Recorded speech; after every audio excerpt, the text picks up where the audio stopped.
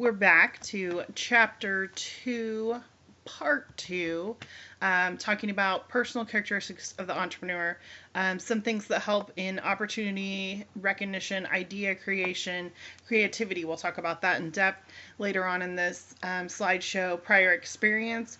Prior experience is helpful, definitely, to know the industry in depth, to recognize those opportunities, those needs. If you don't really understand what's going on in the industry, it's hard to see the hurts or the needs of the customers, and then look for solutions or create the solutions for the needs that you see out there. Cognitive factors and social networks, they talk about those as well.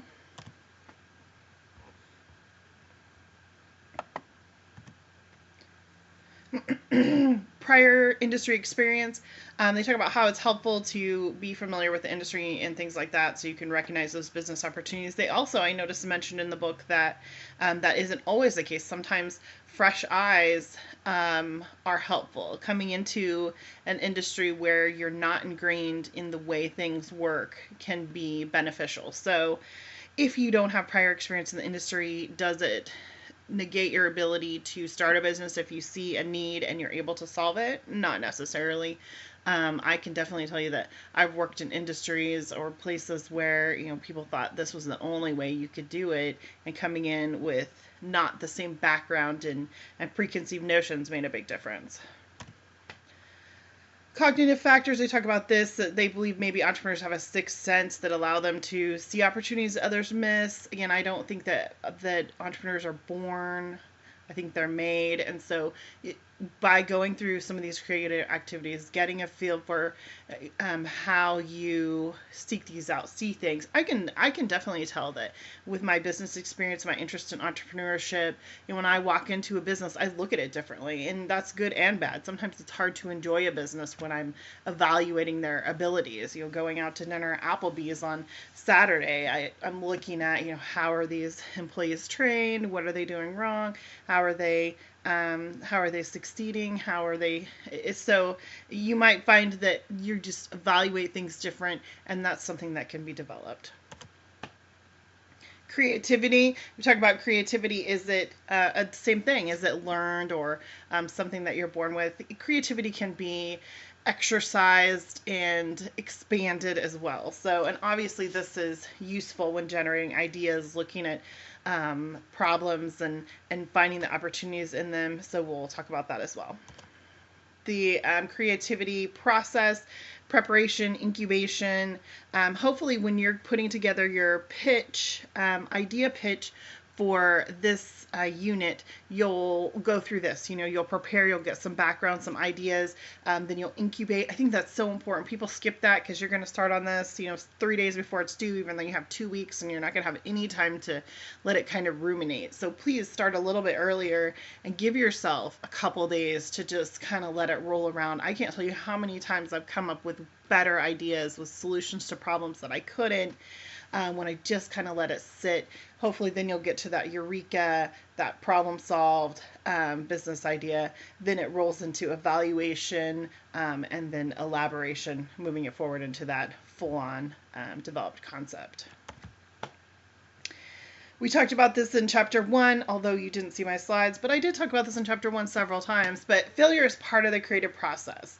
You shouldn't be afraid of failure as you get into entrepreneurship, and don't let failure hold you back as you start to work through the creative process. For every 3,000 new product ideas, 4 make it to the development stage, 2 are actually launched, and 1 becomes successful. So it is a given that you will start projects, you'll have ideas, you'll move forward with things. I can tell you, as a business owner, I've hired the wrong people. I've done marketing that hasn't worked. I've had events that haven't worked. I've tried products and services that haven't been successful like I thought they would be. So, but they have led me to the next thing that has worked or that has been successful or has taught me something so that the next one did work. So on average, new products account for 40% of company sales. So you can't just say, well, then I'll just stick with what I have and not get into this process, because that is how you're going to continue to work and increase your sales. So it's an important part of building a competitive advantage. It's an important part of being tenacious and flexible and able to go back to that drawing board and come up with something that works even better. So definitely practicing this process, working through this process. You could skip this altogether and probably find an idea online and not even go through the motions, but take this opportunity to let yourself be creative and get some experience there. 12 things you aren't taught in school about creative thinking. This is an article that I found that I thought was really interesting and useful. So you are creative. I mean, a lot of people just think they're not able to be creative. They're not a creative type of person. That's not true. Creativity is work. It's not just, some people don't just sit out on their back patio and like fluff up some ideas. They go through research. They introduce themselves to different types of information, whether they go and explore. Creativity is not something that just pops into your head. It's not just the eureka moment. It's all those other steps around it. You go through the motions. Practice makes perfect. We mentioned that. Your brain is not a computer. So I think this is interesting. Your brain cannot tell the difference between an actual experience and an experience imagined vividly in detail. So your ability to be creative can create those connections that maybe can get you to the next level. There's no right answer. Reality is ambiguous. You might think, there's an A, B, and C, and one of those is right. That is not true. I mean, when you think about your life experiences or how things have worked out, that's definitely not true. So feeling like you didn't come up with the right answer is maybe just your interpretation of it. Things are really ambiguous. Never stop with your first good idea. I love this. I see this happen a lot of times in class. There's an okay idea. Let's just go forward with it. You see it happen a lot in business. That's fine. Let's not work any harder for it. The example they have is Philip Reese was weeks away from discovering the telephone, but he settled on the telegraph. He had all the tools and knowledge that he needed to get to the telephone, but he settled on the telegraph because that was the first idea. So once you get to that good idea, stretch yourself to see if there's anything beyond that. That can be very beneficial. Expect the experts to be negative. So when FedEx was started, all that had been around was the postal service. And so people thought there was no way FedEx was going to work out because they didn't know the postal service already existed. What else do you need? And so you will find people, the experts in the industry, well, this isn't how it can work. And again, this is the fresh eyes part of it. I feel like people that are ingrained in something, it's not that they can't see it. They have the blinders on. Their perception's a little bit different. So don't get discouraged by that. If you have really worked through the process, you might have something there. Trust your instincts. There's no such thing as failure. Again, looking at things differently. Reality is ambiguous, and what failure is less specifically defined, more loosely defined. You do not see things as they are. You see things as you are. So, mind blown. Think about what that means. You don't see things as they are. You see things as you are. Your experiences and perception frame how you see things. I mean, is my room messy this morning, or is that how the bed should be made? Anything that, from little minute things to big things. It is being a student for the rest of your life success or not success? Is becoming an entrepreneur that works 60 hours a week success or not success? I mean, anything that you put through that that framework is interesting to think about. The example they have is IBM saw no computers as no market. They thought, if individuals don't have computers, then there's no market for them. But Gates and Jobs saw it as a huge opportunity. How do I get those in the hands of individuals? And so how you look at what's going on can make a big difference. Approach a problem on its own terms. How would others see it? Imagine it, draw it, ask a friend, take a walk. If you have this, like, maybe you've gone through your list of hurts or whatever, your bug list, And so you have a few things that you're trying to think of solutions for. How would other people see it? How would uh, draw it? Ask for, just try to get yourself out of your framework and into some different. So maybe we talk about even in HR management, if you come into work with a negative attitude, walk back out of work and walk around the building. Just getting a different in a different location might help. Resetting your mind frame. So take a walk. And then learn to think unconventionally.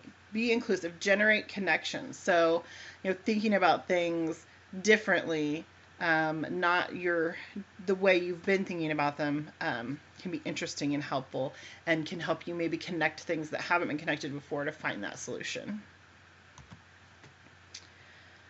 Um, and then this is the link to it if you wanted to go back and read it in full. I think this statement I went ahead and copied out of that because I thought it was so interesting. So creativity is paradoxical. To create, a person must have knowledge but forget the knowledge. Must see unexpected connections in things but not have a mental disorder. Must work hard but spend time doing nothing as your information incubates. Must create many ideas yet most of them are useless. And must look at the same things as everyone else, yet see something different. You must desire success, but embrace failure. You must be persistent, but not stubborn. You must listen to experts, but know how to disregard them. So, yes, when we talk about creativity, it is kind of a circle, like they mentioned, paradoxical. And so I think that's fun and exciting and something that we don't get to do very often. So enjoy your creative time for the next couple weeks. These are kind of fun, so run through those and just maybe get your creative juices flowing. So I put a couple of these in here, and I'll post the answers if you want to, or you might be able to find them online. But sometimes you just need a puzzle or something like that to get things flowing. Barriers to creativity, some of these things, same things we talked about here. There's not one right answer. We're so busy being logical, it's hard to break out of that. We're so busy following rules that it's hard to move past those. Being practical, the same thing, or viewing play as frivolous is a waste of time. It's just, doing nothing or playing or getting our minds moving is something that's not worth the time. Becoming overly specialized. Maybe, this is what I do. I do finance, I do numbers, I do this specific thing. And so it's hard for me to see outside of that. Avoiding ambiguity. Again, entrepreneurship is all about ambiguity. So get comfortable with it. You don't want to look foolish. You don't want to throw out the wrong answer. I hated speaking up in class because I never wanted to say the wrong thing or say the wrong answer. Get over that. Fearing mistakes and failure, and then believing you're not creative. I put in several slides. There's 3 slides here, questions that spur the imagination. Again, sometimes it's hard to get started. So here are just some things. If you're looking at a problem, if you found a hurt, if you got your bug list together, if that's how you did it, or you brainstorm some things, or you already have some ideas, how do I move them to the next level? Is there a new way to do it? Can I borrow or adapt it? All of these maybe will give you a different look or framework to get started. Something I hate, airing out my tires. So I always think about, how could I do it different? Is there a new way to do it? Is there an easier or faster way to air up your tires? Can I rearrange the part? Could I do just the opposite? Maybe I could just let it go flat. I'm saying things that are crazy. Can I let a tire go flat? I don't know. Can I somehow combine these ideas? Maybe once it's flat, I can air it up faster, or put it to other uses, or what idea seems impossible, but if you execute it, would revolutionize your business. What could that be? Just get all the way to the extremes, and then work your way back to something that's maybe workable. Can I eliminate it? Are there other markets for it? So think about all those different things and get your mind moving. That's what we're trying to do with a lot of these slides, just to get you helped out. It didn't do a lot of that in the book, but I think as you're trying to generate ideas, it's nice to have some of those prompts to get you going. This comes from our book. As we look through those environmental trends, we look through, or we use our personal characteristics like our experience, our social network, our creativity. Then hopefully we'll have an overlap there that brings up something that we can use, and a opportunity that has some possibilities. Brainstorming, focus groups, library and internet research. There's a lot of ways for generating ideas. We talked about a lot of those prompts were good for brainstorming. Brainstorming is where you're just trying to generate volume. Um, you're not criticizing you are freewheeling. You're just putting things out there. You're working off the next um, person's or the last thing that you said or the next person's idea, moving quickly. No feedback at this point. You're just generating that list. Focus groups are nice, 5 to 10 people. You select them based on their common characteristics that have to do with the issue being discussed. These are led by a moderator or yourself if that's what you're doing, and you're trying to get some feedback on how people feel about an issue. And these can help you generate new business ideas. And then obviously research, getting to the library, getting online. That we do have a lot of great resources that would not be free to you outside of being a college student. So if you do want to go to the library, I know it seems old and antiquated and we just Google everything. There are some great research databases that you have access to as a student, so take advantage of that. Internet research, obviously. Some other techniques, customer advisory boards are nice. Day in the life research, if you just want to go out there. I'm interested in revolutionizing the coffee shop business. So I'm going to go sit in a coffee shop for a morning and see how it works. See if there's something I can improve upon or make different. This is obviously helpful when you are in business and you're out there really seeing how things work. So that wraps up the second part of chapter 2. So after you've watched these 2 sections of slides and read the chapter, then hopefully you can go out and start using these techniques, putting some things together, finding your opportunity that you want to pitch to me, and put it out there on a 1 to 2 minute video. I like this because I actually get to see you, get to know you a little bit.